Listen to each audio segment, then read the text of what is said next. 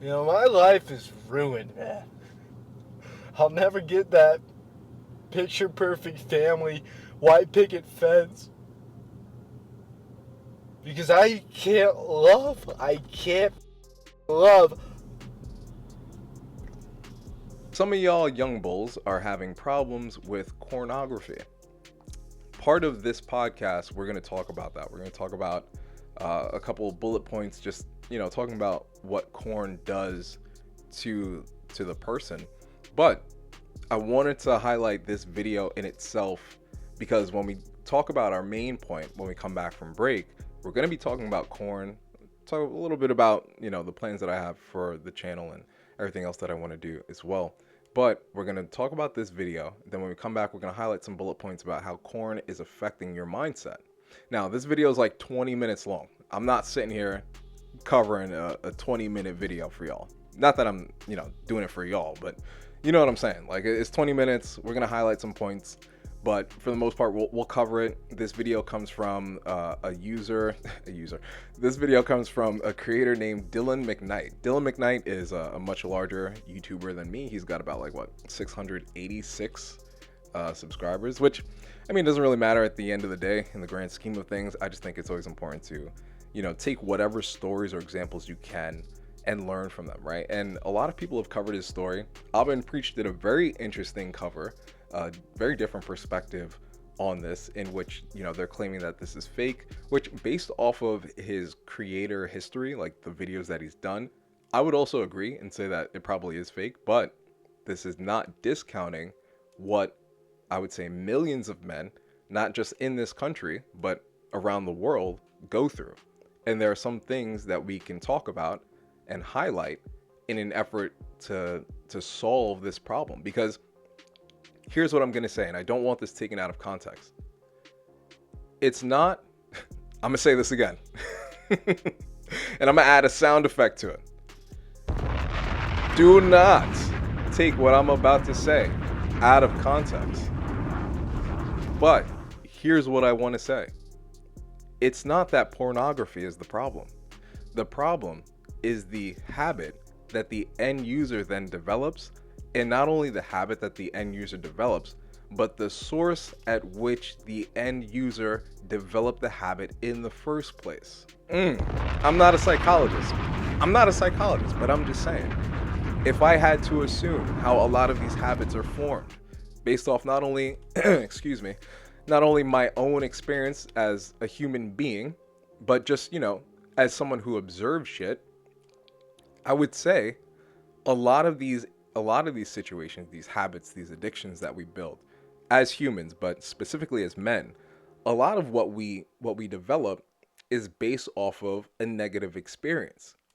And the reason why I say that is because when we reach for these vices, whether it be drugs, additional women, right, if you're in a relationship, or pornography itself. I'm forgetting I'm recording this on YouTube as well, so I can't just be saying words like that before I fuck around and get demonetized. Or pornography. It's not the corn, it's the user. And reaching for these vices is in an effort to dissuade something that we're going through at that time. So let's take a look at Dylan McKnight's video. Again, I'm not exactly sure how genuine this is, and I'm only saying that not based off of Abba Preach's opinion, but taking what they said, extrapolating it, and then kind of just watching it and coming to that conclusion for myself. Granted, that could have been an anchor thought, which further reinforced it, but needless to say, it is what it is. Anyway, here we go. We'll play it from 5 seconds in, and we'll get started. Camera, just talk to you guys.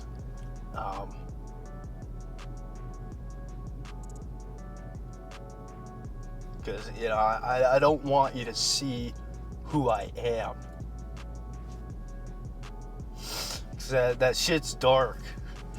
And I know, it's social media. I'm supposed to act cool. I'm supposed to show you the sports car I'm sitting in right now. I'm supposed to take my shirt off, show you my physique. I could pull any girl I want, right? Because that's what you want to see. And what you don't want to hear is that I'm 25. I have a crippling porn addiction. I've spent probably $20,000 on pornography. I have no sex lives because I have erectile dysfunction whenever I try to get with a girl. And I'm just sexually confused as fuck. And I'm just really fucked up. Now, I just want to note a couple things. And again, I'm not saying this based off of Avin Preach's perspective, but what I want to say here is, you know, for someone who tried to cry, not one tear dropped. I'm not gonna lie, not one tear dropped when he tried to cry. And that does make me wonder, like, okay, how genuine is this for real? And I'm not just saying that because, you know, I care about, oh, you have to be genuine when it comes to these topics. But in some cases, like, yeah, you should be, because this isn't funny for the reality of some guys who actually go through this. Now, did he actually spend $20K on OnlyFans? I don't know. I'm not finna sit here for 13 minutes and try and figure it out. I'm sorry, y'all. If you want to watch the full video, I'll put the link in the description. And if you're on podcast, what you'll look up is I spent $20,000 on OnlyFans. You'll see it. It's the very first video. But listen, this is the reality for some dudes out there. I don't know if they're spending 20K. Shit, motherfuckers out here probably spending more, which is stupid. Fellas, we gotta have an honest conversation with ourselves. And the first conversation I want to have with us, or the first question before I dive into the rest of this video, is, what the fuck are y'all doing? What are y'all doing? Why do you think spending, forget about how much money you're spending, why do you think spending money on OnlyFans is going to fill the void that you feel in your heart? An honest question to ask. Listen, this channel does not promote dating and relationships. But if the sole reason why you can't find yourself in a relationship that is, what's the word that I'm looking for?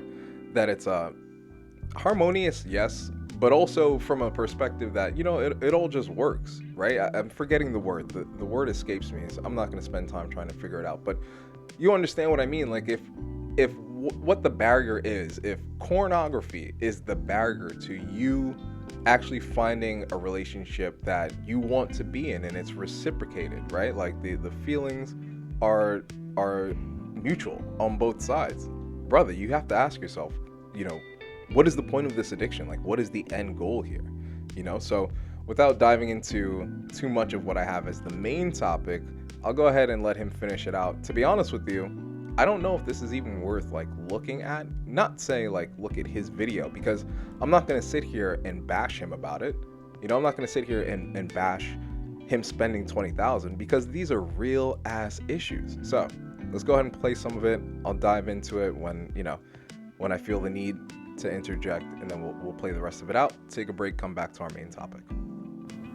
I think one of the reasons why I was so drawn to pornography in the first place is because I was raised in a super religious household where, like, sex before marriage, things like that, they were just these despicable, awful sins, right? And so naturally, in order to satisfy my sexual urges, I was turning towards porn and masturbation instead. I'm not a neuroscientist or anything like that. But you just think about starting any behavior at such an impressionable age and then continuing that behavior for 10 years.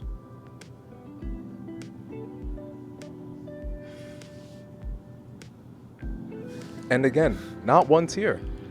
He's trying so hard to cry. It's crazy. I'm not even trying to be a hater, dog. I'm not even trying to be a hater, but he is trying so hard to cry right now. It's kind of cringe.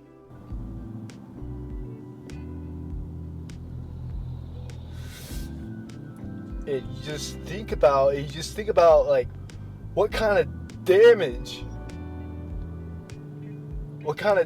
that could do. You know, my life is ruined, man. I'll never get that picture perfect family, white picket fence, because I can't fucking love. I can't feel fucking anything, man.